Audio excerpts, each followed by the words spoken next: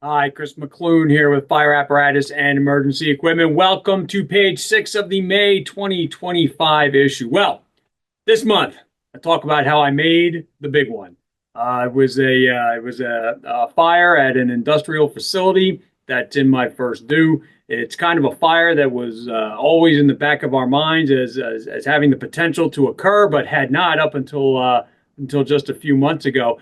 I'd been there a number of times for machinery fires, maybe a rescue or two, but never to what we witnessed as we were pulling up. We had fire through the roof on arrival. But over the course of that, I thought about a number of different things, and one of the things that really struck me about this call was how great a case study it was for drone usage. We talk about technology all the time. We've talked about drones. They are becoming more pervasive. But I'll tell you, if you didn't, if you're not sure they're for you, when you do see them in service, it really does bring it all home.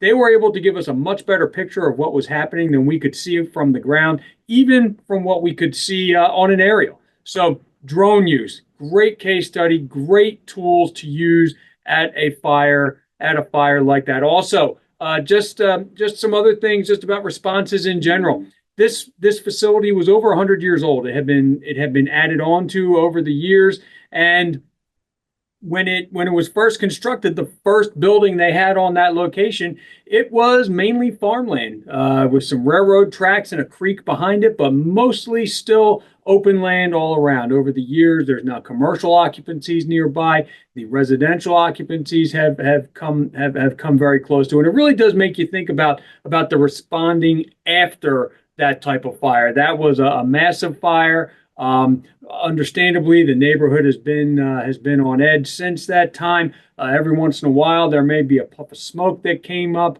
Certainly some odors since we went back in surface after calling the fire under control. So just something to keep in the back of your mind. These are our neighbors.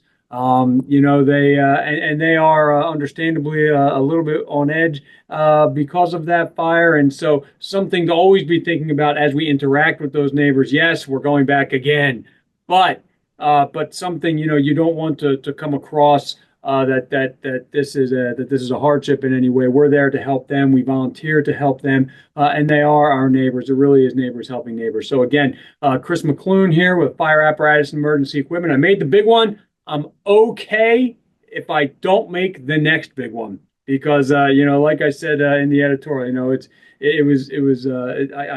I appreciate the experience, but certainly no one wants those types of fires to occur. So again, Chris McLoone, Fire Apparatus and Emergency Equipment. Have a good one and stay safe.